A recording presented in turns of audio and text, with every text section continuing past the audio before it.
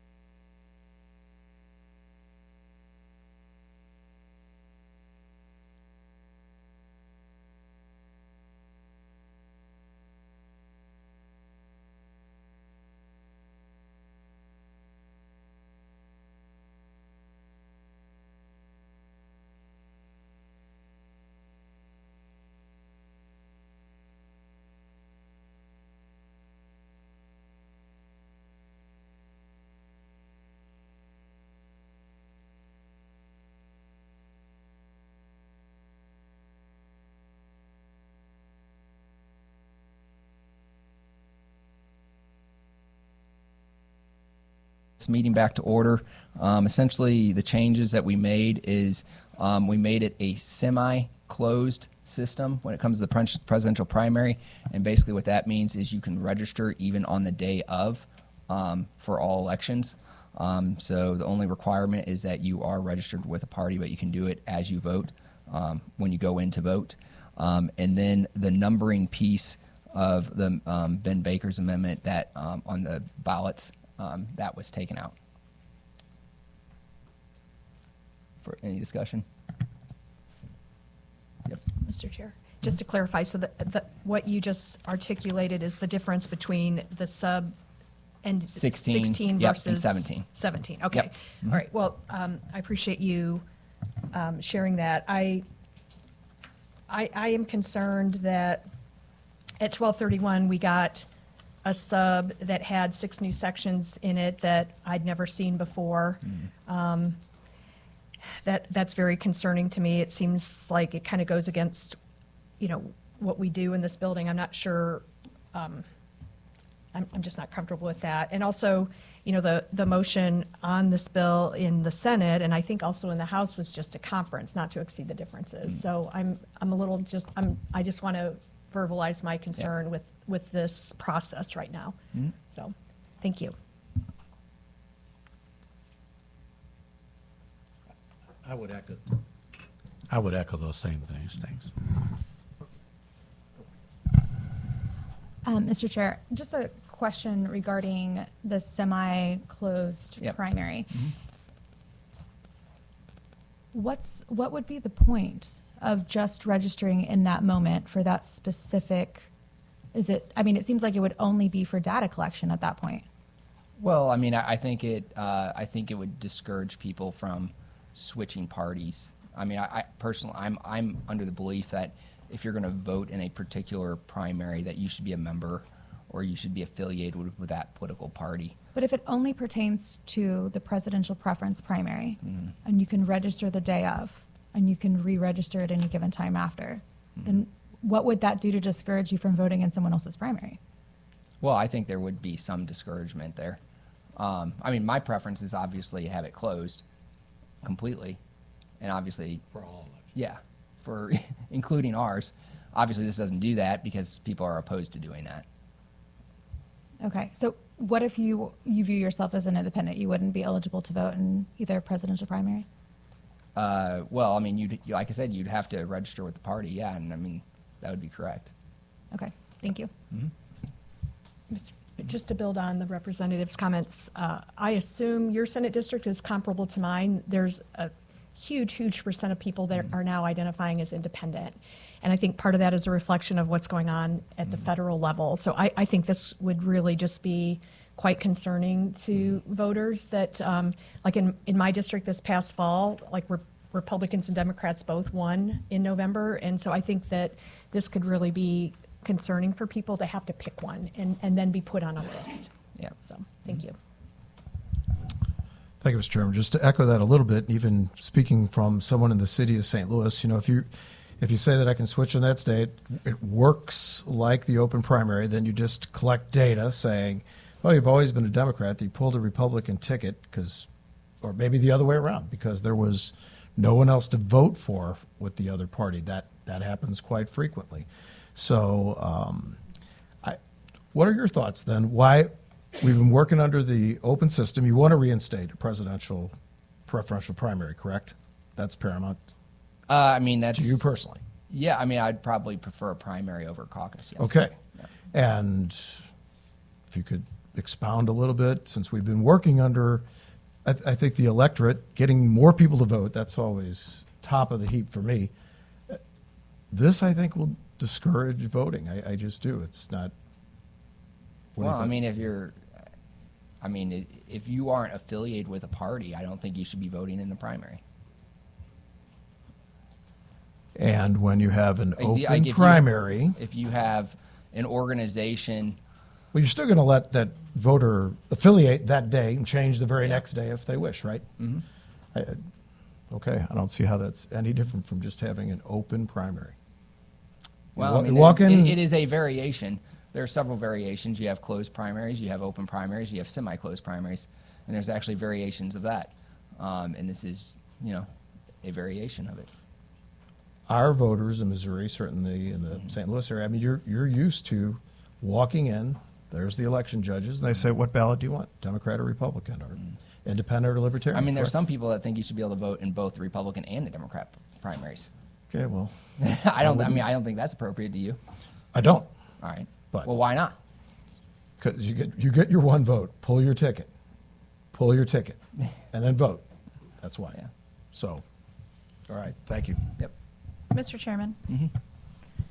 I see that section 115.635 is still in the sub, and that creates a number of new offenses. And I just wanted to see, it doesn't look like I saw in the substitute where that language came from, or I'm not familiar with that section. I think that was in Peggy's amendment.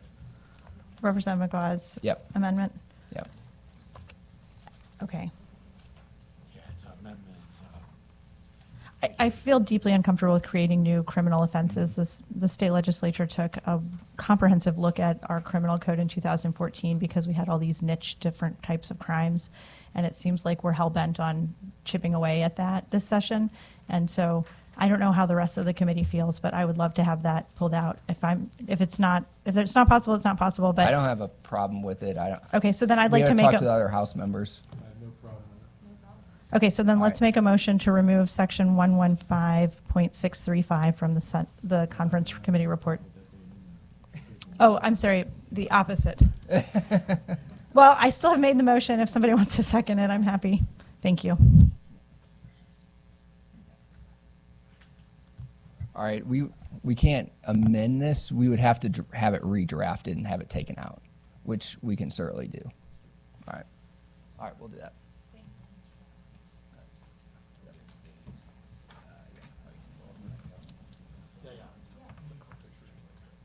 Hold on, before we.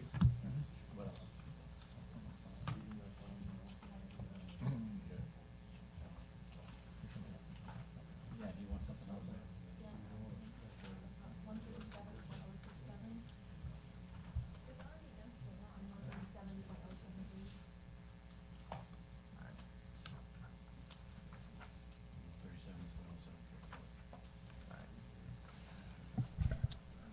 All right, so what we'll do is I'll have that redrafted, and we don't have to come back in conference. I will come back and collect the signatures with those changes. All right, I'll make a motion to adjourn. All right, all those in favor say aye. Aye. All those opposed? Ayes have it.